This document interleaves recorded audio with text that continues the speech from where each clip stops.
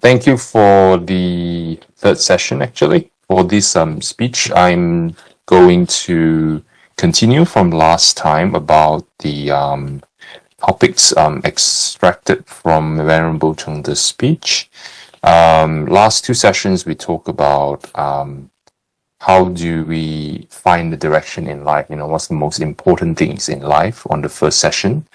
And on the second session, we talk about how to carry yourself with dignity. Mind you, all this topic comes out organically because we talk about prioritizing what's important, and we say to prioritize what's important when you look at what impacts the most. And sometimes the effort we put in does not necessarily means we get the result we wanted. Sometimes the more we put in the effort, the more painful and suffering we are. The most important one is everyone thinks wealth is important, but everyone does not really know the value of wealth. If it's just a blind chasing after the bucks, then and without the wisdom to use it, or without the understanding of how to use it, how to create real value, then it becomes a source of pain, because it can be an argument, it can be a point of struggle between family members, etc.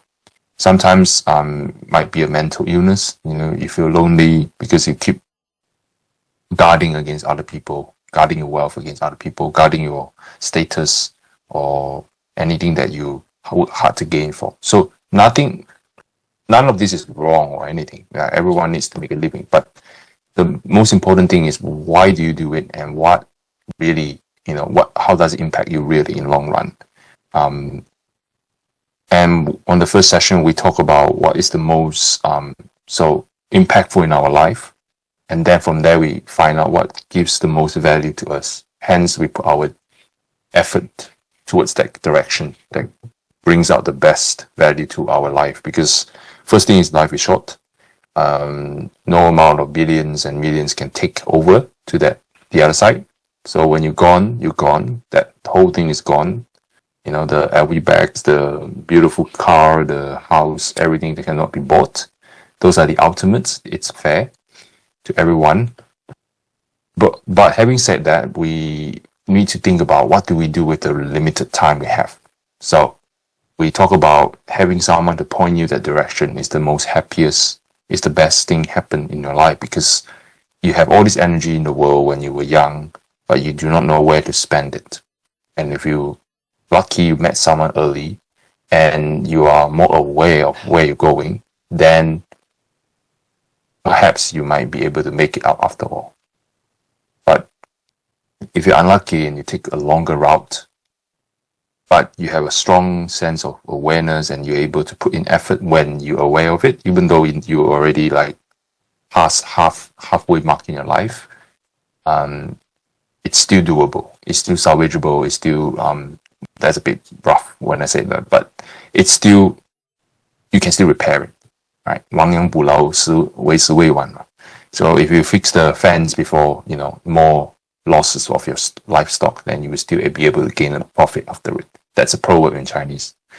So what we're trying to say is having someone to point out what is the right direction is the best thing happen to your life, to one's life, because you know what to do now and you know where to go now. You might not know everything, all the details, but at least you know where do you put your effort in. Because one of the most common thing I've seen is, out of uni, out of high school, everyone's like, what am I doing? Even in the middle of work, same thing. What am I doing with my life? I do not know where I'm going. Even all the hard work, all the certification you got, it's just to make a living. But where do you actually go with that, right? Do we actually get fulfilled? Do we actually get real happiness out of just earning a living? Probably not, right? Most people would want more than just simply being a money-making machine or just having a luxurious lifestyle. That is a tool that you can use, but it's not the ultimate goal itself. So yes, if we're struggling even to eat, to drink, that's why middle path is important. Then it will be another sort of obvious suffering. But if we have all the basics sorted out for us, but we still depressed, unhappy, how many millionaire, billionaire celebrities or even our colleagues or anything who make a very decent living, still have depression, still commit suicide, or have thoughts of having suicide. So that's why this topic is important. It's not something we should think of it lightly. It's not some, philosophy discussion we talk because it's fun. It's something we yearn for. Like, we need a solution, or even not solution. We need some sort of way out of this. Life is suffering. That's the first noble truth. Life is suffering. Like, suffering is the essence of why you're here. If you're doing very well in your past life, you will not be here. You are here because you did not do good enough. You do good, you not do good enough. And to be honest, in this particular existence, if we use the Buddhist teaching, we do more bad than good. Hence, the more suffering that appears now than the other human. There are even, right, in human society, there are different levels, right? Even in a company or even in a family.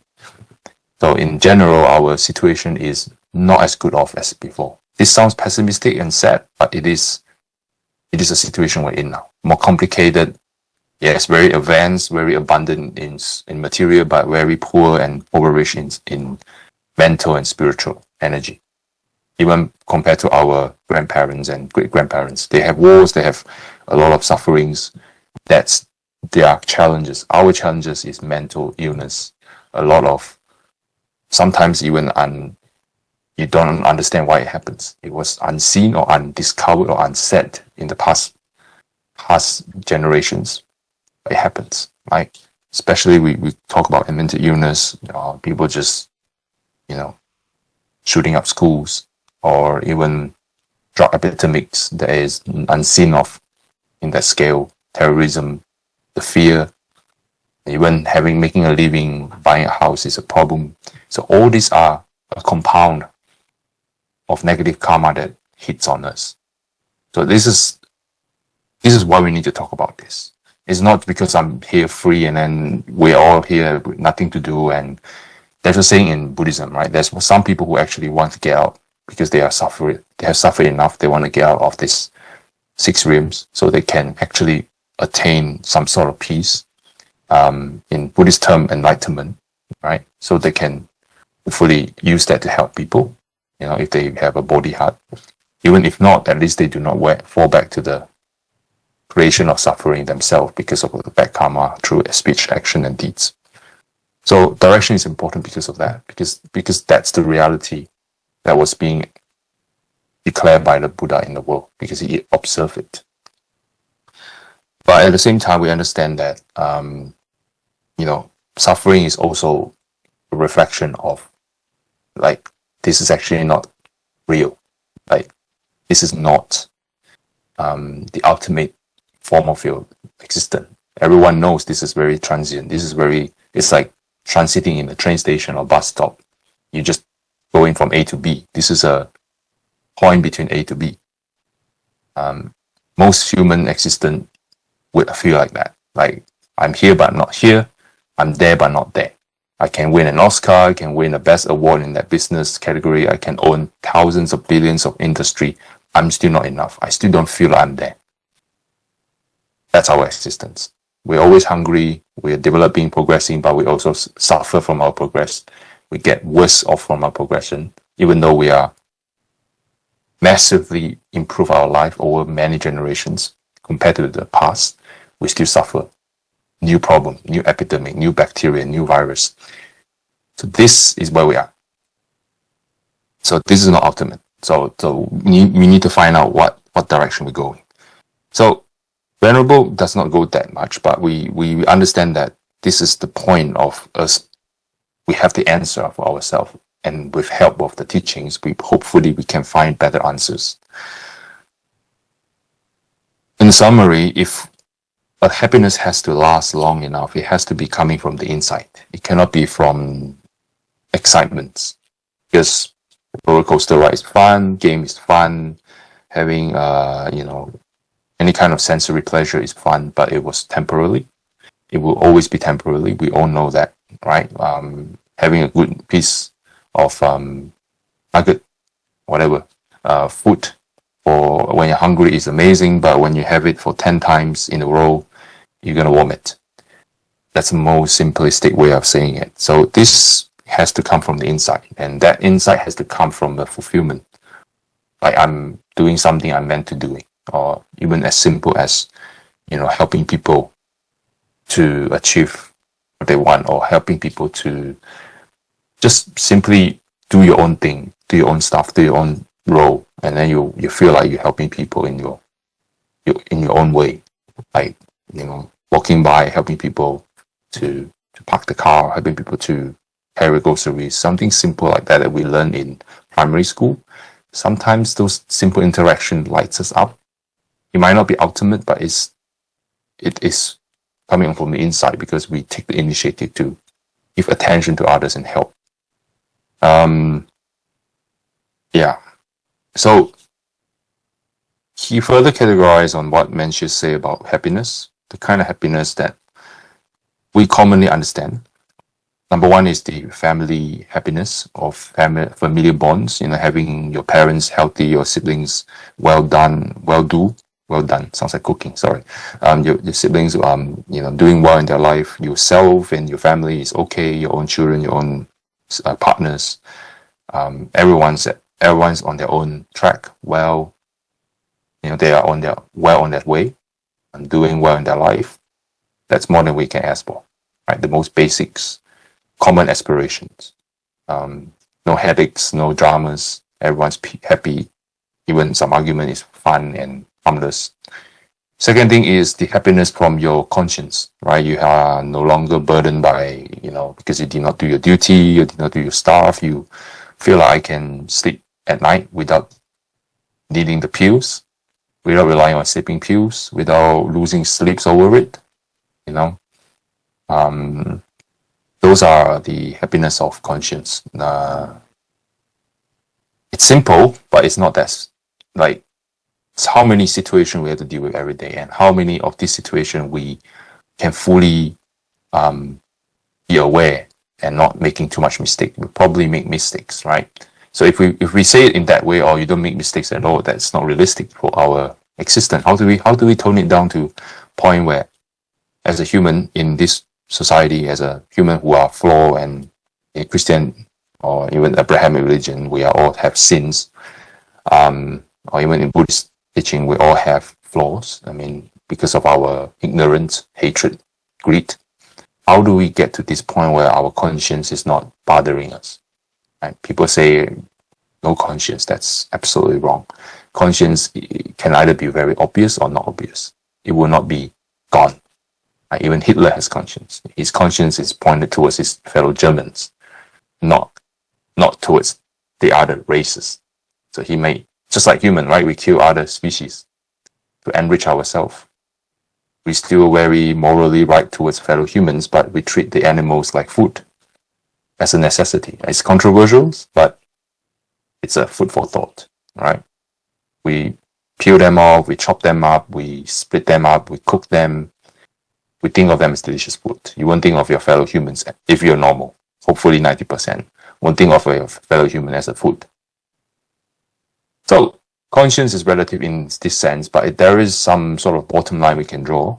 And I don't want to go too controversial on that. This one is just talk about basic stuff. You didn't do anything, you didn't steal, you didn't kill, you didn't conduct sexual misconduct against your partner, or break other people's family. The 5 precepts, right? The most basic. No kill, no steal, no sexual misconduct, no deceitful words, lying words, flowery words that are untrue, words that are like, look at the social media nowadays. There's so many fake stuff in there, or half truth, half lies, half truth. Venerable Wu Ling talks about speech, the art of speech. How powerful it is, how it can destroy people forever, how it can raise people up, how it can crush people just by one word. And I can even use the analogy: a word that was released is like a pin that was pinned onto a pinboard. A pinboard, once you pluck it out, the hole is still there. It will not go away. It will never go away. You can only widen your heart and drown it out, like the sea, right? If your heart is the size of a pond, that word will probably be troubling you because your size is very small. But if you have a big heart, that means you widen your knowledge, widen your horizon, widen your patience, your capability, your knowledge, your height, your entire vision, your entire game or entire chess, entire strategy, then this is nothing. So I'm not sure, but I feel this is how Buddha overcome this, or not overcome, like when he's practicing, he's widening his heart. Like he's not troubling over little things. He's focusing on the bigger stuff and understanding that I will let go of these smaller things in order to achieve bigger things. And I need to let go of even my life in the right way. Not suicide, but helping people. And unfortunately losing your life in the process. No intentional suicide, but maybe you're trying to help people when drowning, you drown yourself. Something like that, right? Like able to forsake your own safety to help other people. Now, this is too much to ask from anyone. This is always in the realm of individual, and I stand correct. You can see in the world, in a big grand scale, you cannot do that. But in individual level, there are heroes like that every day in your life and in the news. They are worthy to be saluted. But let's not go too far. So the conscience is just stick to the basic for everyone. The 5 precepts, right? The last one is do not pump yourself full of drugs and things that makes you do stupid things that you do not know. And that means alcohol, that means any intoxicants. That's the reason why, in a good way, the fellow Islamic brothers and sisters, they do no alcohol precepts. Probably because they know how bad it can be. Even in normal human society, in Western society, we have, awareness of how bad this thing can be. We restricted the sales of alcohol after 1 o'clock, or after 12 o'clock, or after 6 o'clock, 8 o'clock, because there are so many cases already of drunken situation hurts people. This is just a patchwork. It's not really solving the problem, but this reduces the chances of committing crimes or problem. It will not solve it. It's a patchwork, but this is a preventive measure, right? Right. If you're not next to the water, you won't get drowned. If you're not next to the cliff, you won't fall to your death. That kind of mindset. All right, so I go too far. The last one is this is the 3 kind of joy that Mencius described, which is something we can apply into our daily life. The last one is like I mentioned, you help people. You feel happiness because you help people, and help people can go as simple as a very courteous encounter with your, with acquaintance or strangers in supermarkets. Help them with their, grocery or anything, or as big as nurturing next generation of people, right? Like some people really give up their high salary job. They go to this place, they really put their heart, their sweat and tears and helping these rural communities. It's very common, documented. In China, there's plenty, and everywhere else in the world is plenty. Why do they do that? Why don't they enjoy that beautiful, luxurious life?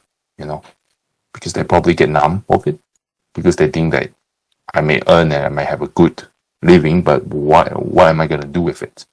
There's no place they can use it. They're feeling pretty stuck.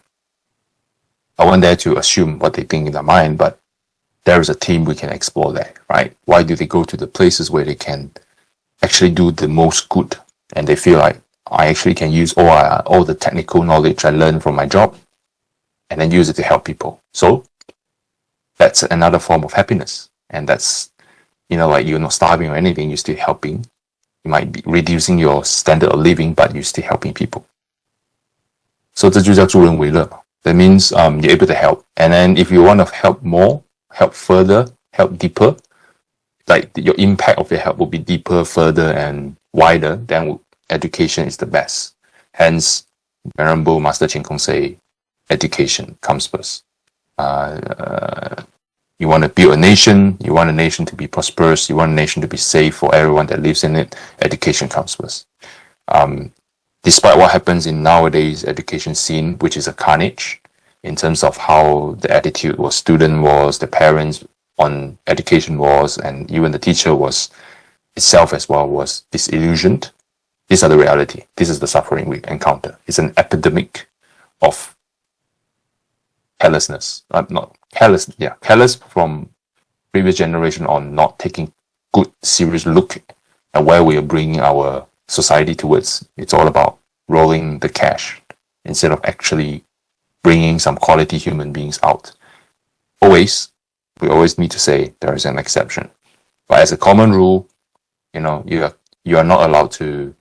There is no discipline. There's no proper discipline at all. Argue all you like. There is less and less and worse discipline. It's hard. It's a tough situation. I have few teachers who are literally just at the verge of not doing anything. They can't do anything. They need to use wisdom. They can use wisdom. I'm sure they have more wisdom than me, but they're just giving up. There's so many handicaps, and there is so little regards to it that they were like, what am I gonna do with my, like, I'm just clocking in, spread the knowledge. People who really wants to improve, they will get it. People who doesn't want to, I'm sorry, because I'm not allowed to discipline. I'm not allowed to say anything.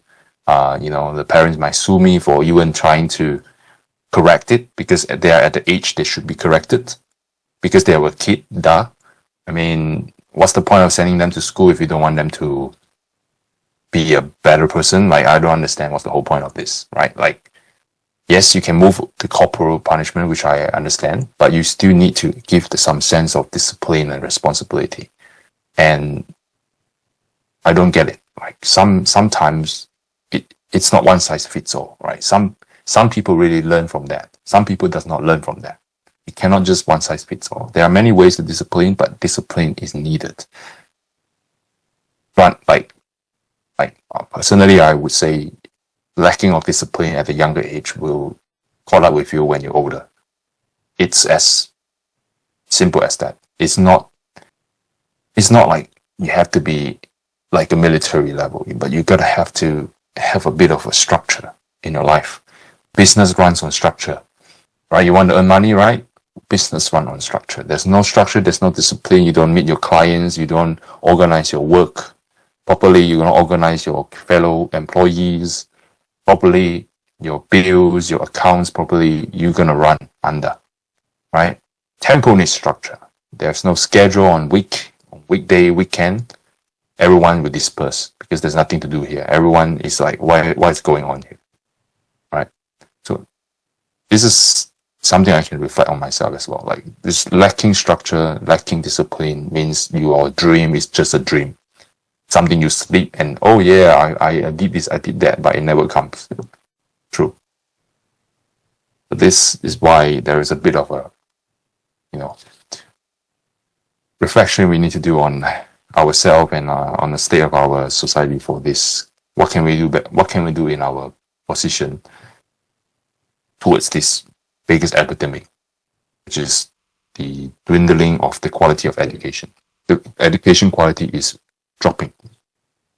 Teacher can't do anything. Parents not aware that they have huge responsibility. Not all parents. As usual, there are exceptions. But having said that, we can see parents even aware that, yes, you work, you trying to make a living, but at the same time, if you neglect the entirety of the children's development part, is that going to be healthy for them? And that's an entirely different issue. Family it goes back to the first one. Is the family stable?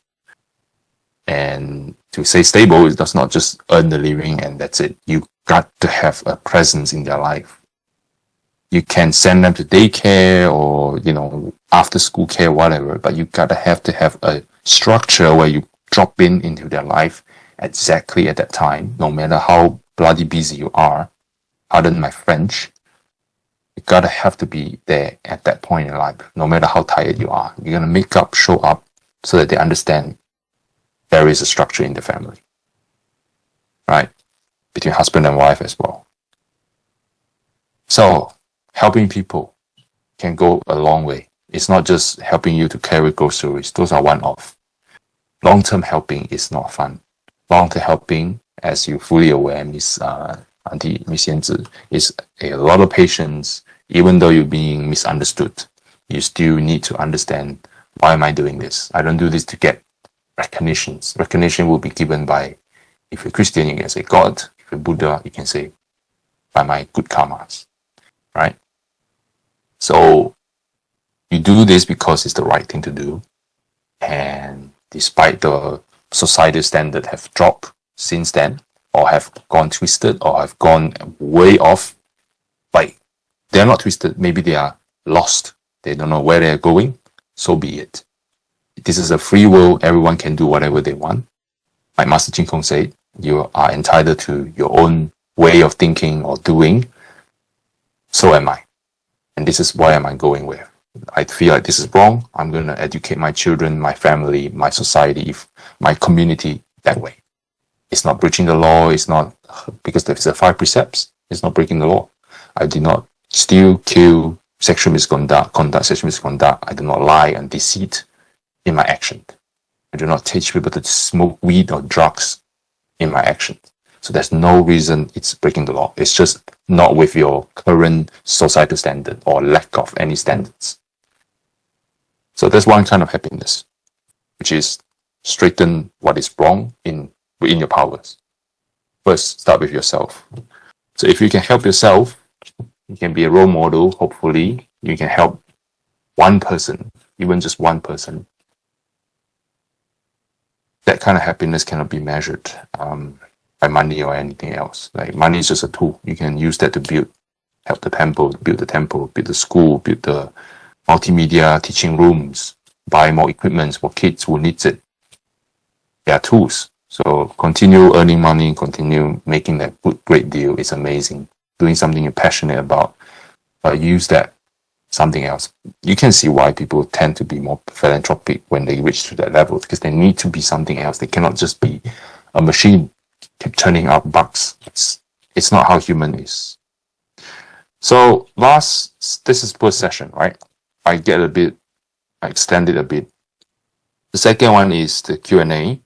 The whole topic talks about 2 stuff. Second one, I'm going to touch it today. For the next half of the session, I'm aware of the time, half an hour. So first half, we talk about how do we become role model for kids. I say the topic is called how to carry yourself with dignity. And number 1 is do not rush. So we say all the big problem epidemics that we identified just now. We have to understand why. Like, we understand that this is a generational issue. It's not one-off. It's not like it just leak, the pipes leak, just fix the pipe. It's erosion over the years, like cliffs, the rocks just slowly dwindling shape by the water. If you want to go direct the course, you need to take your time. So do not rush. Rush, haste makes waste. We'll talk about that. Second thing, know who's the boss. What does it mean? Who is actually making the decision in your life?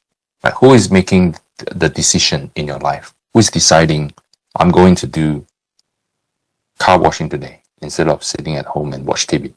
I'm going to decide to go out and do my grocery shopping instead of sitting at home. It's your heart. It's your mind, right? Your awareness that you need to do this, because if you don't do this, one day it's going to be like you're going to go out and buy stuff. That means you're going to spend more money on food. So this means you need to settle down. You need to see the situation clearly. To see the situation clearly, you need to understand where you are. To understand where you are, you need to be at the level where you are calm, not clouded by emotions, not clouded by all these views, opinions. Just look at your life as is and see what are you going to do with it. And then you deal with each scenario accordingly.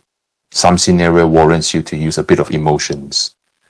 You should do that, right? a bit of touch, gentle touch. Like when you talk to your kids, talk to your partner, you're not supposed to be cold and hard and calculating. You're supposed to be soft, gentle.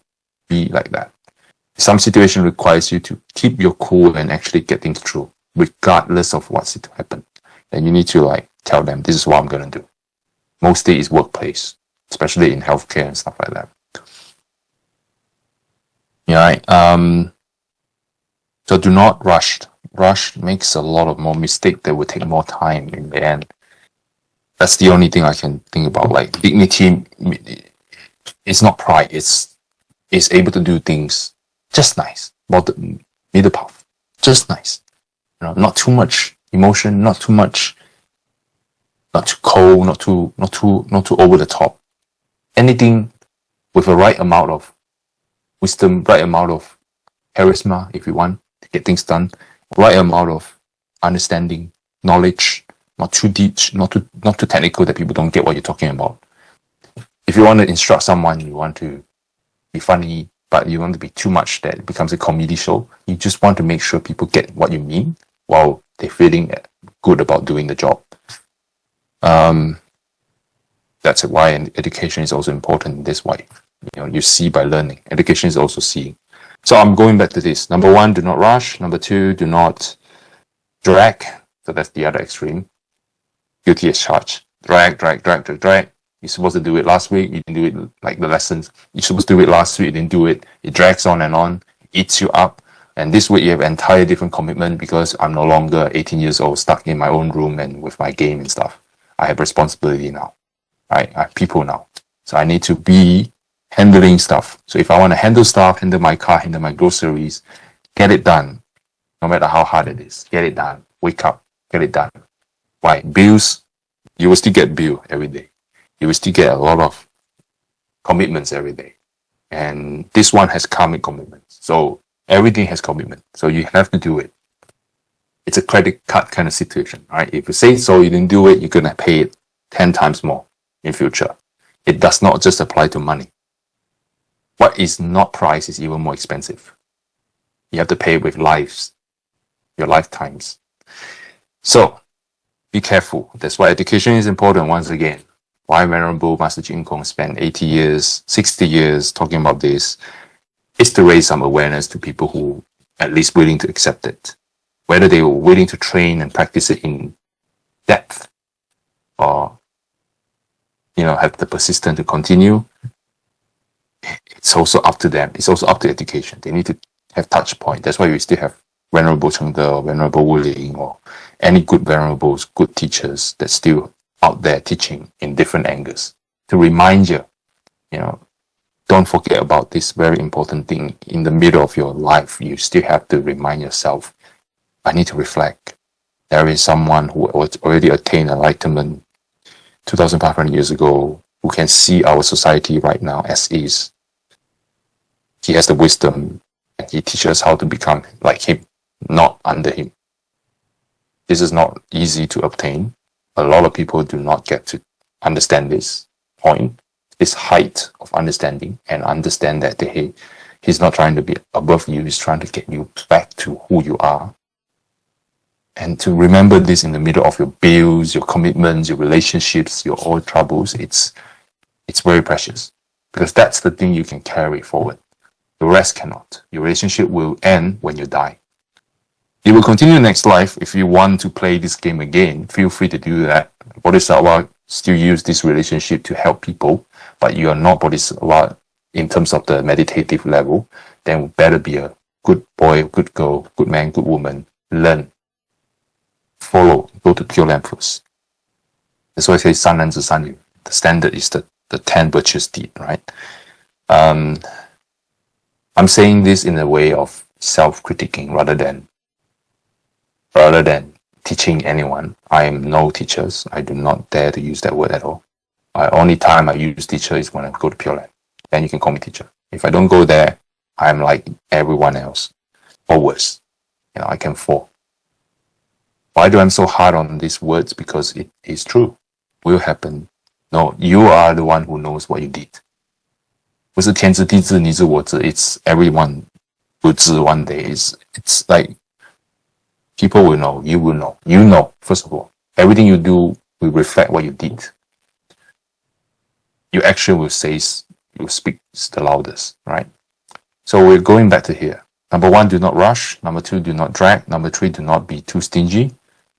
Too stingy means when it's time for you to be more generous in your words, your praise, generous in your wealth. If you already have a good earning job, sometimes spend a bit. Spend a bit on your parents, spend a bit on your, hardworking partners as well. Recognitions, not just money, but recognitions. Your kids, don't focus on that 200 meetings. As we all know, if you're in that environment, everything can be scheduled. Or in sick, to say, I am really sick, or I have mandatory. Not everyone can do that. Noted, not everyone is working in that sector. Based on your position, tailor it as much as you can. Some really good parents that I've seen from a lot of stories is they are like very hardworking, blue-collar parents that really have 2-3 jobs in one go, that still leave some time to buy a little gift to their kids, or just one dinner with their kids, so that they can feel the warmth. That's all it takes. Especially the closer that person is, the less grand gesture they need. They need something more intimate, more present. They need you to be there. That's something everyone need to do at one point in their life, right? You might not be able to save the world, but at least save your family from falling apart. And that means communication. You need to know each other's needs. So if I say in this context, I hope you understand this is not just money. It's not about money. Generosity can be more than just money. It can be using money as a gesture to show your love and care and appreciation to your coworker as well. Like, just good job, amazing. That is generosity. Like, especially when they're a very quiet person, go out there, give them a smile, drop a candy if you have it, share it. Just simple gesture like that will light them up so much. That's generosity. On the other hand, don't overdo it as well. I mean, 慈悲出祸害，方便出下流, right? True compassion. What does it mean? Compassion and boundless. You can be very compassionate, but you need wisdom. We talk about wisdom here later. Without compassion, you become a cold, hard machine, which no one likes. It's not about like, which is dangerous. With wisdom, you can use your compassion in a way. Sometimes compassion does not mean nice, gentle, and warm fuzzy. It can be cold, harsh, but awakening. Tough love. Guys, tough love. No one likes to be tough on, but sometimes if you are throwing tantrum like kids, tough love. What is tough love? Right? Back in the days, you can say, oh, whip. But we cannot whip, right? Right? We can use that in the context of not entertaining you. If you don't want to eat, no dinner for you. I put food in front of you, you don't want to eat, whole night, no dinner. Not just you, no dinner, I also have no dinner. If they still have no awareness, most kids are good by nature if you nurture them that way. If you don't, if you become a selfish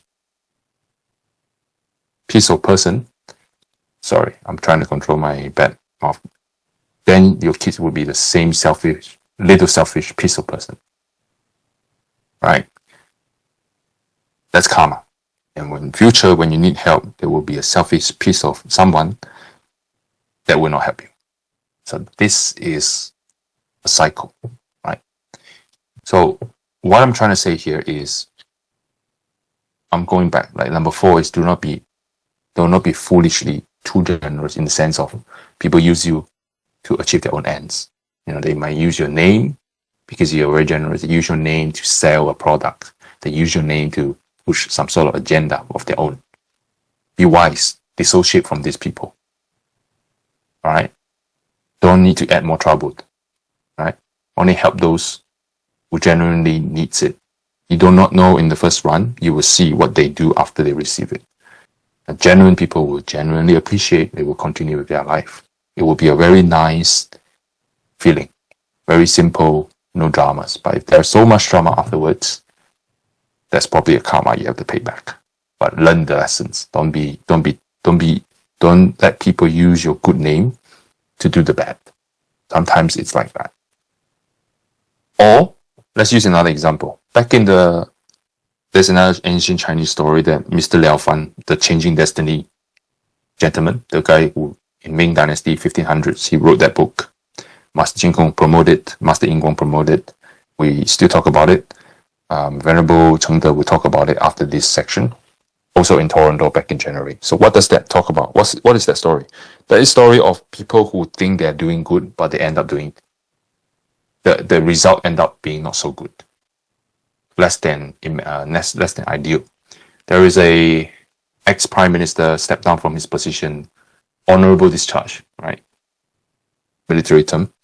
And then he stepped down properly because he was retiring. He went back to his country, his countryside, home, his birth town, his town where he was born.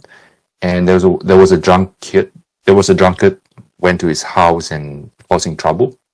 And he does not know he's a prime minister, ex-prime minister. No respect was deferred to him, and most importantly, he was making a mess. That guy, the prime minister, was very generous, feeling very generous, and say, "So be it, it's fine. Just a drunk person making a scene. There's no need to teach him any lessons. Let him be." He's feeling generous. But what it ends up is that person thinks that if I can piss off a prime minister without causing any trouble, without any consequences, I can do anything. That's where compassion comes in. A real compassion will mean that this action, kind act of yours, do not get stuck on Mother Teresa hugging the starving children on the gutter side in India. That is one part of compassion. Second part of compassion is discipline a very misbehaving person in the appropriate amount of force, appropriate amount of lessons, punishments, so that they will not do further harm to themselves and the society. That's another form of compassion. That's why, if I went back to that story, that's why in Buddhism, Bodhisattva Guan Yin or Avalokitesvara, or the right hand man of Amitabha Buddha, who are known for compassion, at least in China. We call them the mother of mercy, goddess of mercy. They have another face, which is angry. In Tibetan Buddhism, they will show another face, which is very angry, which is very firm, stern, harsh, cold, unforgiving. But yet it was revered as a bodhisattva. And usually he appears in hungry ghosts or the hell realm, sentient beings, because they need a tougher medicine. Just like you use chemotherapy to treat cancer. You cannot use a cough syrup or aspirin. There's nothing fun about it. It's painful. But you do need this harsh treatment to treat harsh cancer, harsh sickness. So Bodhisattva Guan Yin used the same thing, exactly the need of that sentient beings. A firm, sturdy figure of authority that can put them in their place and tell them, look, what you did is wrong. You steal, you lie, you break into people's house.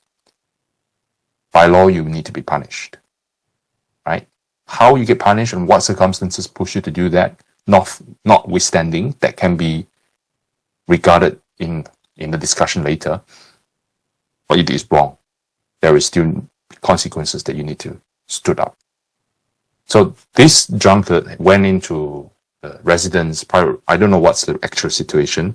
He's making up a scene. He's causing, he's causing the scene to be ugly. So back in the days, you will be at least a few days in the jail. Maybe 50 lashes. I don't mean the small lashes, tapan, or something like that. But what he did later on, I think at least he robbed or killed. No, he killed someone afterwards because inflated ego. He feel like I can do anything because if I can mess up prime ministers back in the day, right? Authority was a huge thing back then. It's like almost like a king in the country. If I can mess up a ex-prime minister's retirement dinner, just because I'm drunk, because this is a very kind person, which is very rare, very kind ex-prime minister, I can do anything. I can go away with anything. And he did. And he actually ended up killing someone. I don't know of dispute or anything, but he killed someone. And no amount of whatever societal standard would deny killing someone is a crime. But this is a crime that could at least theoretically be prevented or at least be harder to commit if the prime minister have set out some laws down on this person. Now I'm talking about maybe jail a few days, maybe a very harsh, very firm talk, because this is an adult, by the way. It's not a 3-year-old kid. You don't need that kid talk. You know fully well what you do. Next time, don't do it again. Back in the days, I'm sure there will be a few lashes on the poor old butt. But a few more ailment on his butt, a rest, that is not too harsh, just enough to teach him the lesson, will stop him from feeling like, because he's in the same town as the prime minister, can you imagine you committed a murder in the same town where next to it is the ex-prime minister? And back in the day, the law is not as clear. You know, he's literally a figure of authority. So how big of a buffoon one has to be to commit that crime? Right next to someone who is in the position of lawmaking. So this is compassion. Right? Too generous. The prime minister was reflecting on his problem as well. I was generous in the wrong way. I should rephrase it. Generous without wisdom. I didn't put a bit of thoughts. That means he didn't put the first thing, haste makes weak. Do not rush the judgment first. Just slow down and think about the situation. If you think on behalf of that person, saying, if I can build some sort of structure in that guy, what that means is you do not cross the line, because crossing the line means you drop your head. No matter how, I would say no matter how stupid he is, he would know that my head is precious. If I lost my head, I can't do a thing. I can't even do anything. So I will not at least trying to kill people or trying to rob. Alright? Just granted, if he's a really bad guy, he want to kill someone, he will at least go further away. It will be harder for him to commit crime. Right? Because now I'm next to a prime minister who fairly punished me for my indecent exposure or indecent behavior in his private retirement. Probably back in the day, it's not that private. Everyone, the whole village will flock to him, but like to a community celebration, right? So a few flocks in his butt compares to his head. Which one is better? Everyone will say, what about just let him reflect on his action? No. There are people who can do that. They don't need to go to that level. Some people who do not. Some people need sort of memory so that they can like, okay, no, nothing. So this is why, other than the core Western states, most countries will still go back to slippers, belts, some memories that makes kids not as bratty as they are, not as brainless as they are right now. Not because they are brainless, because they are not given structure. They were not given a proper railway to go. How do they thrive? It's not their fault, you know that, right? Like, it's the adults' fault. If you want to get away with all this, which is very good, you need to make sure there is another structure in place. You have to give them some sort of structure saying that they cannot do that. Like, either be a very harsh words, not harsh, but very firm and stern, but fair warning. If you do that again, the consequences is you're going to lose 2 weeks of your allowance, 3 months of your allowance, right? Or if you try to make up a scene on dinner again, there will be no dinner tonight. And then I will starve myself. I mean, you can even use that. Like, I will not eat dinner along with you. See who can last longer. Something like that to build that level of respect in them. Because without that, they can't survive in the world right now. Right? If they go into in the rougher neighborhood, they will probably get popped off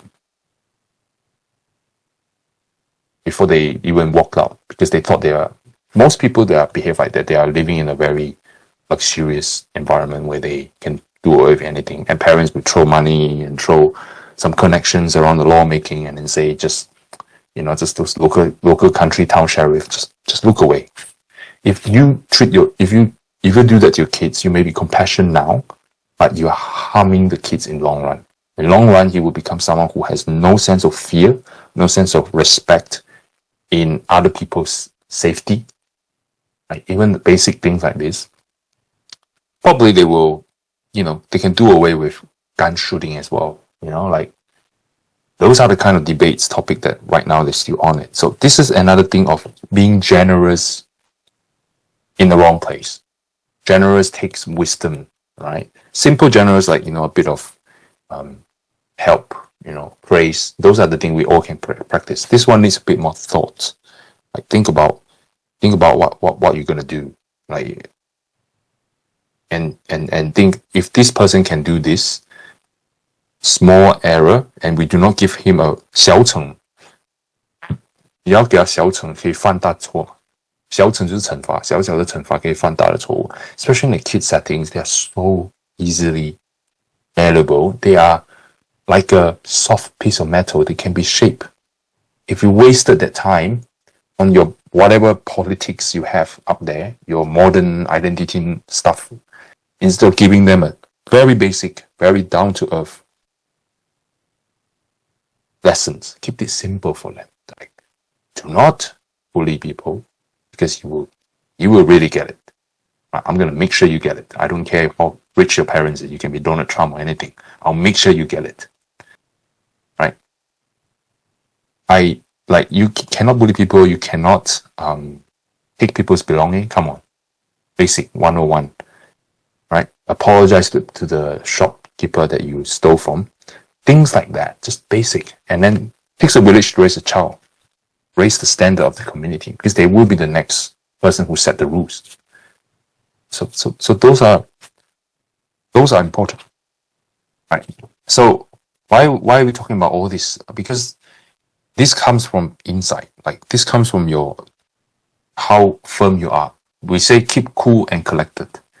Like how calm you are, how collected you are, and this needs practice. Like practice how patient, like able to hold back your impulse, able to hold back your instinct to rush. Like say I'm currently have high blood sugar, but I cannot control myself from drinking Coke.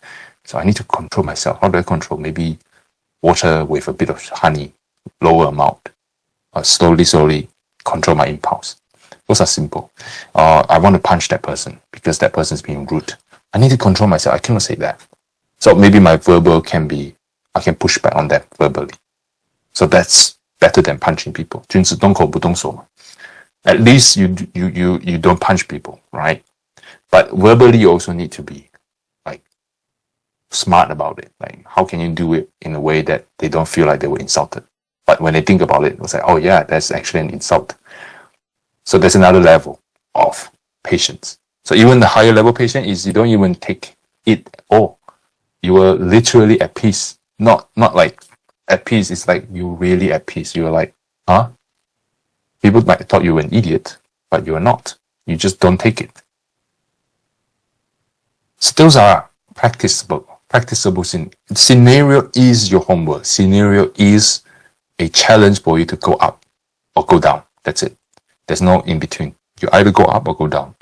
If you say you get stuck, that means you're slowly going backwards. You do not go up, go down. Just like inflation.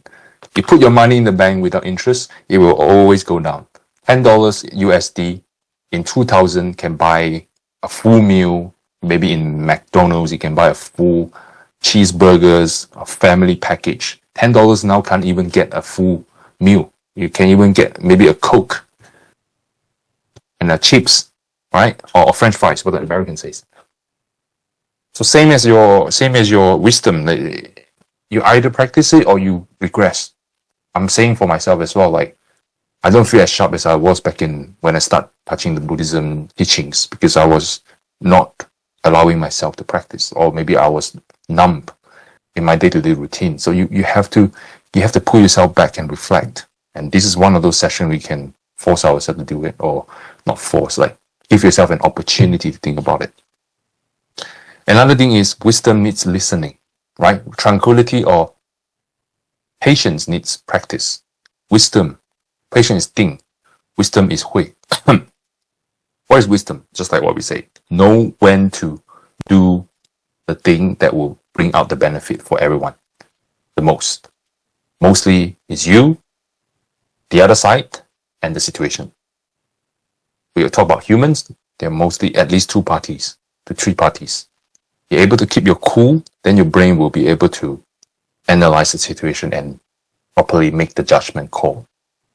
If you are losing your cool, that means you don't have enough patience or don't have enough tranquility to hold yourself back. Then you cannot cool enough to make really wise call.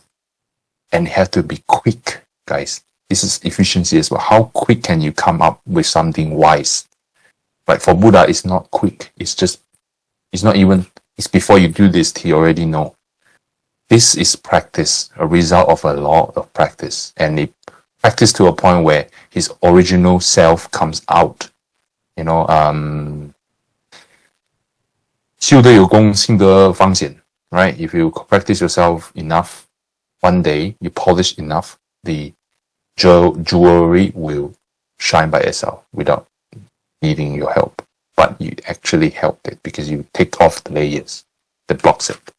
So as you like take off the layers of anger, of hatred, of greed, of voracious, greed after food, after woman, after money, after pride, after fame, after games, excitements, after sleep, overthinking. Those are the ignorance level. Able to practice it and then able to hear. Sometimes give yourself a chance to sit down, listen to the Dharma. And I'm here talking in context of Dharma. We listen to the Dharma that applies to you. Sometimes maybe it's on Facebook. So you also need the wisdom to know which one is actually beneficial to you. And that means you need to learn the basics. What is the story of the Buddha? Why is he become a Buddha? And different angles. Some people can really explain it really well. Like some of the venerables are really amazing in explaining it to the most simple English. Things that make sense to you and things that are universally true, right? Filial piety, love, care, and love and respect to your parents, your family, your strangers, co-workers, stuff like that, and use that as a standard and see what do they actually do, right? Not just play with words. So wisdom is that. What is wisdom? Not just soaking in the teachings or soaking in the good podcasts as well. Sometimes they have really good info about any topics or how to deal with specific situations. Someone's dealing with professions in finance for years. How do they deal with the crisis? That's one thing. Another person who is really expert in dealing with office politics and how do they navigate properly, right? Those are another thing you need to absorb. So absorb this kind of thing instead of too much Instagram. Again, I'm speaking for myself. Another thing is, instead of panicking, you're able to control what is important, what is not. Able to line up your shots, so to speak, about what is important and what needs to be done first in any cases, in emergencies, in rush situation. Immediately you understand step 1, step 2, step 3. So this is wisdom. All right. What is number 1? What is number 2? And when you do it in sequence. You do it in order. You do it fast, but you do it in order. Just like orchestra. You do it very quick. Sounds messy, but it's not. There's rhythm there. 1, 2, 3, 4, 1, 2, 3, 4, 1, 2, 3, 4, 1, 2, 3, 4. It's still 1, 2, 3, 4. It's not 1, 2, 3, 5, 5, 6, 7. It becomes a mess. There is rhythm. And if you can keep that rhythm up, to a point where you're so used to it, instinctual, practice so much that it becomes your second nature. It's natural. So does Buddhism. Look, 世间法跟佛法是一样事情. It does not leave the world. Buddhism is not away from the world. It's part of the world. It's the foundation of the world. What it's trying to say is just bring out what is already there to you, in front of you, because it's already happening to you. You're just not aware of it. Right? Anyone that master anything, they will have a right rhythm of things. And they capture it so well, they don't forget. They do not forget. So the way they say, when they put in the jokes, when they make the situation less tense, and also when they make things serious, so that people pay attention to what's important and how they bring out the information. That's presentation. Insight, how do they arrange their day-to-day? How do they have enough rest? How do they face with the changes that force them to replan themselves? They were like, okay, I need to relax, so I might not be able to relax now, long hours, so I need to find a place where I can do that. So this needs practice. You need to force your body through as well. Like sometimes your body is just lazy as hell, man. Seriously. It's just so hard. You try to think one thing, your whole body is doing another thing. That's another thing. You're lacking command over yourself. So that's another problem. So this is the main problem we need to talk about, instead of this gossip and that gossip. Because that is nothing. If you can fully control yourself, you're fully aware of what happens around you, you immediately identify what's wrong, because you know what's wrong with you. And then you can see what happened on them actually happened to you. Hence, this gives another meaning to this 无言大师同体大悲, right? The compassion, able to put yourself in other people's shoes, because you are like that, or you will be like that in that situation. So what would you do if you're like this? So, yeah. So now, sorry, I mean, we already went 1 hour. Let's go with it, right? Last one is how to straighten your heart. 心正之法. So this is another question. They talk about how do I cultivate, how do I practice, how do I make sure my heart and mind is constantly in balance, in I wouldn't say fully calm, but you're able to know what is right, what is wrong, what boundary you do not cross. Number one is, if you have fear, your heart cannot be straightened. If you have fear, your heart cannot be at peace. That means, what does it mean? In family context, when you're too angry, when you're too violent, or not violent, when you're too tempered, bad-tempered, only yelling, scolding, kids only hear, I don't want you to yell and scold. He does not hear the message behind it saying, do not hit your brother, do not be picky on food. All he can hear is, oh, that's angry. Let's run away. Let's not do that when he's here. When he's not here, I'll do that, because he's not gonna do anything to me when he's not knowing, right? Don't get caught, right? That kind of mindset. You want to commit crime, don't get caught. That's the mindset. That's because all they can see is you being harsh when you do it in front of him. It's not because it's wrong. So that awareness is important, right? So you cannot use scare tactics. Like just now what I mentioned about Prime Minister administering fear. Those are adults. They know what's wrong, right? They just need to know that someone's going to come and get you if you do something wrong. You know what's wrong. We were going to get you. The law's going to get you. And we'll make sure the law actually gets you physically when you get wrong. These are kids. And if you just purely use harsh words and language without telling them why, how are they going to learn? Even in normal people context, some people do not aware of the mistakes. Then how do they know it's wrong? So you need to educate them. So what does it mean?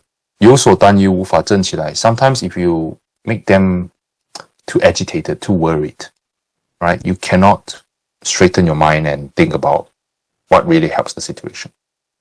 Right? If you're too agitated, if you're too tempered or too angry, you cannot straighten your mind.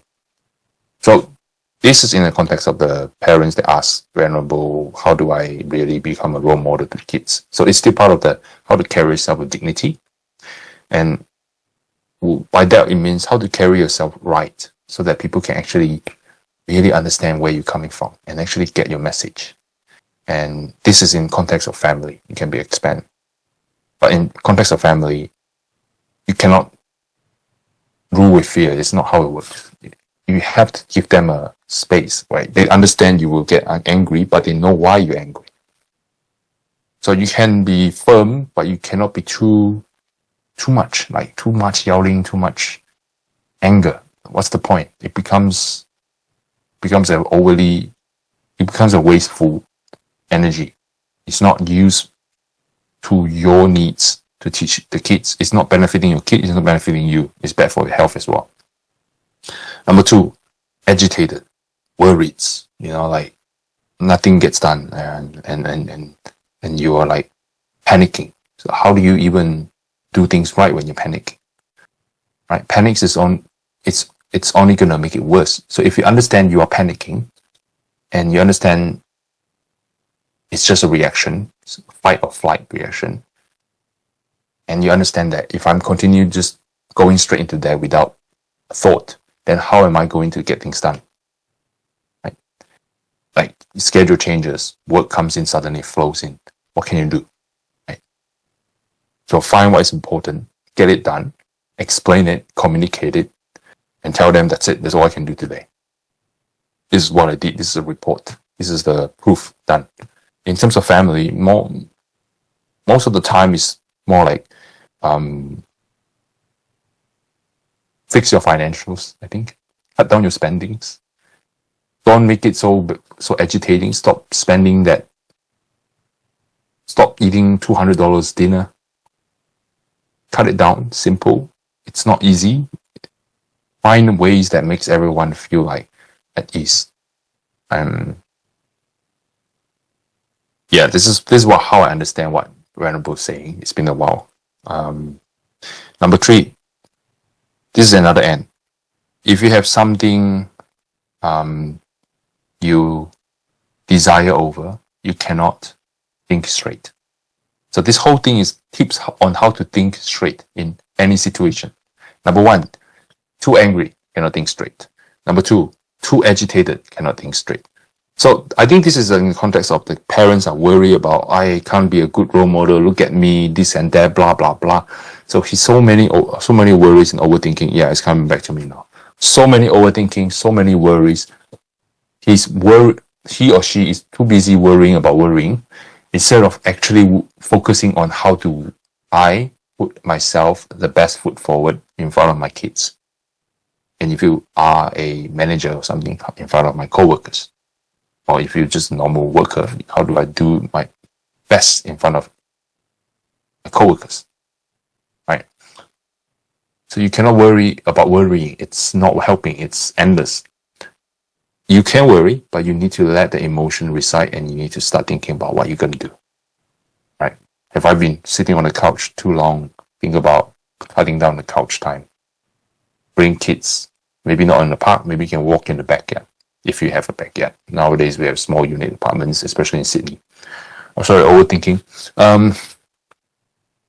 Set aside a time, bring that out to local parks, stuff like that. You gotta have to do that. Examples, like maybe have a more interactive activities, badminton with your kids, rent a place, a badminton court, few dollars, an hour, just play with your kids. Do it every week, whole family, non-stop. Especially when they're young, when they're active, you do that. You force yourself to do that. You let your kids be having joy. You get the joy. And remember the 3 kinds of joy. Familiar joy will hit you. And you'll be like, oh yeah, I'm actually getting better and healthier because of this. So number 3, if you have something you obsess over, you cannot straighten your mind. You're too obsessed. Obsessed with game, obsessed with antiques. In the ancient times, some people like to collect antiques. But in modern times, maybe obsessed over social media, obsessed over food, too obsessed with food, too obsessed with anything.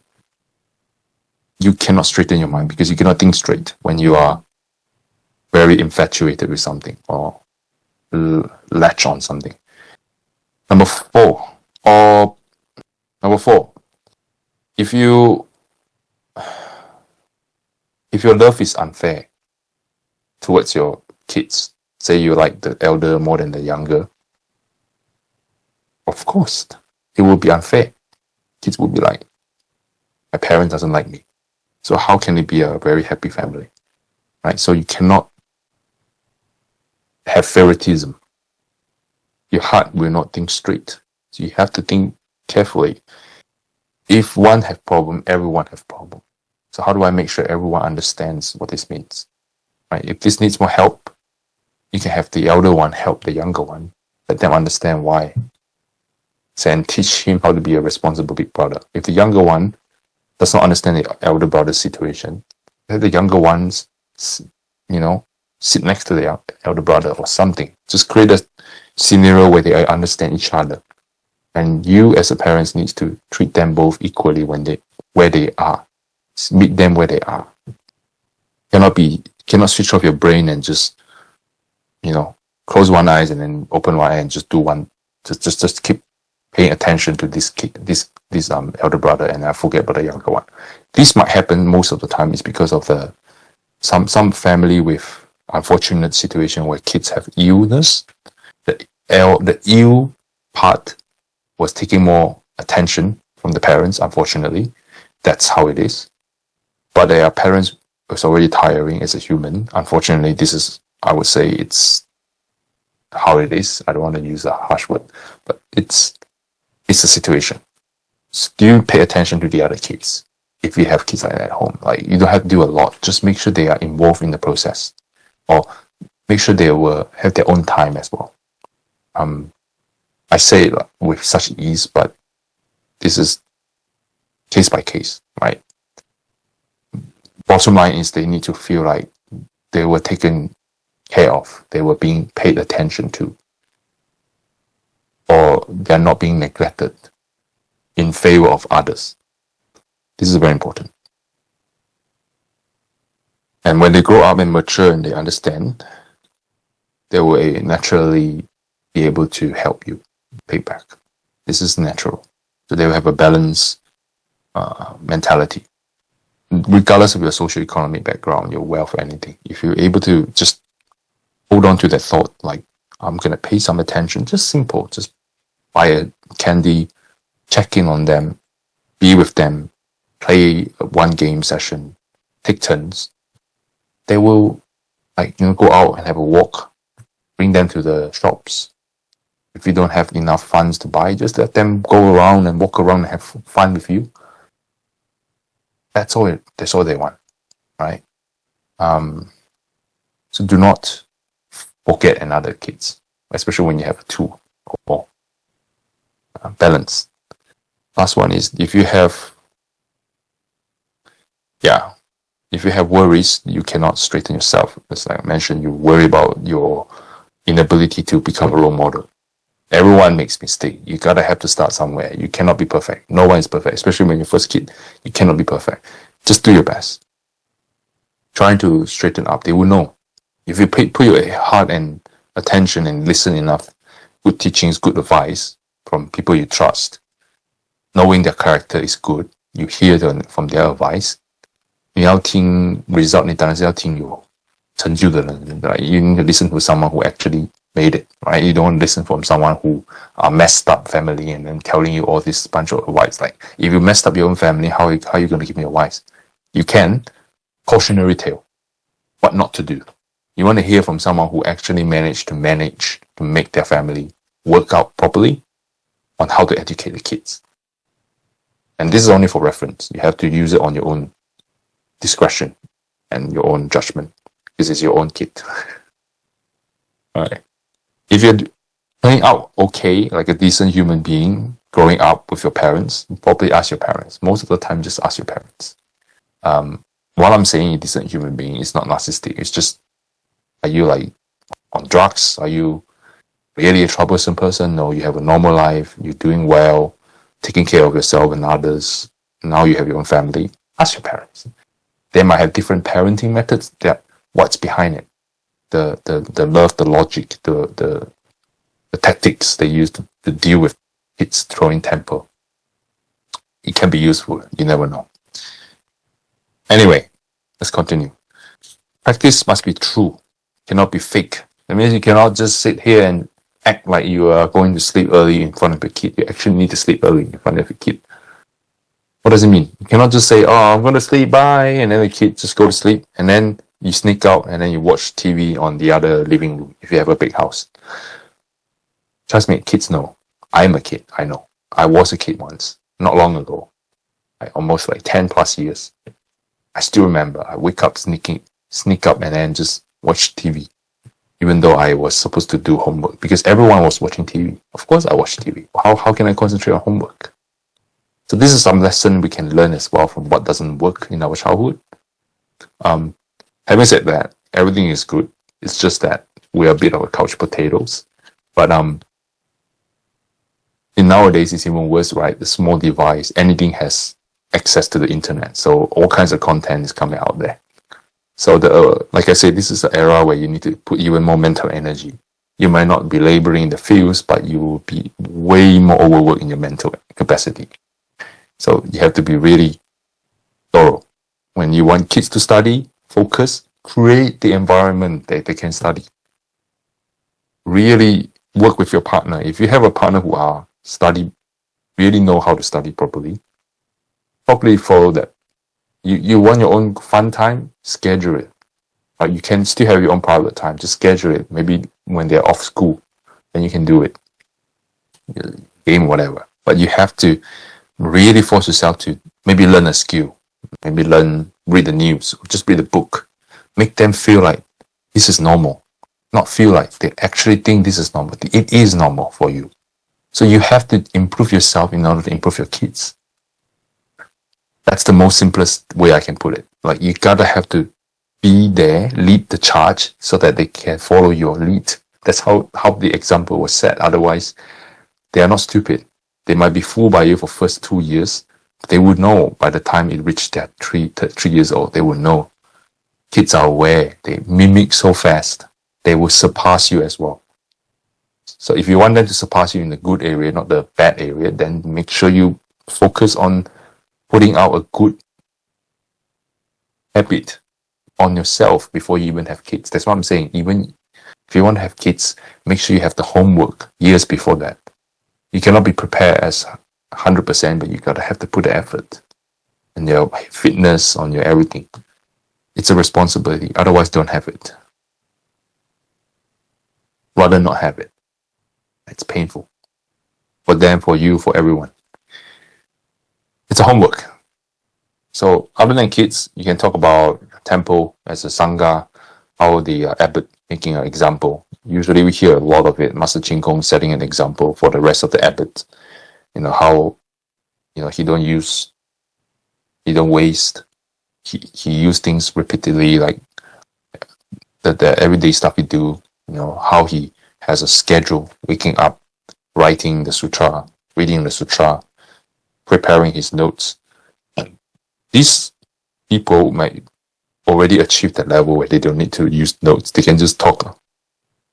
But they still make notes. They have to make notes. Let alone us. I haven't done it. I haven't reached there.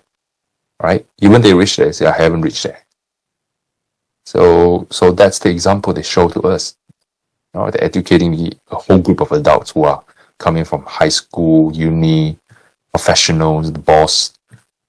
Why are they all like so respectful to him? Because he's making an example. He's real. These people have seen too much unreal people, unreal situation. People just make up in the face. Make up as in they put up a scene. Nothing is real behind it. But he is. He's actually like this. He actually do this. He actually practice chant sutra, walk around after breakfast in that corridor, and then come back, prepare on his teaching. When he was younger, he taught 8 hours. 8 hours, guys. 9 to 5, right? That's what we work on. That's his full-time job. He's doing his full-time job. Even in his contemporaries, it's not common. He's considered an odd person because he's not playing the game. He just do his job as a monk. So he's setting an example. It's like a parent to everyone in the whole temple. So does a boss. How did he set an example? Like if he actually show up on time, actually get things done properly, and being generous when there is good performance, being fair when there is rules being broken, then I'm sure there's not much people will be able to say no to his leadership, right? So what happened is we need to be real about ourselves. We have to put up the real work out there so that those people are mostly close people, especially family members. They see everything. They don't hear, they see. When they see, they believe. They don't hear. Because you can tell them, oh, just do as I said, not as I do. That's the most stupidest comment I ever heard. It's just finding a way for you to lie to yourself. It's like bury your head in the sand. I'm sorry.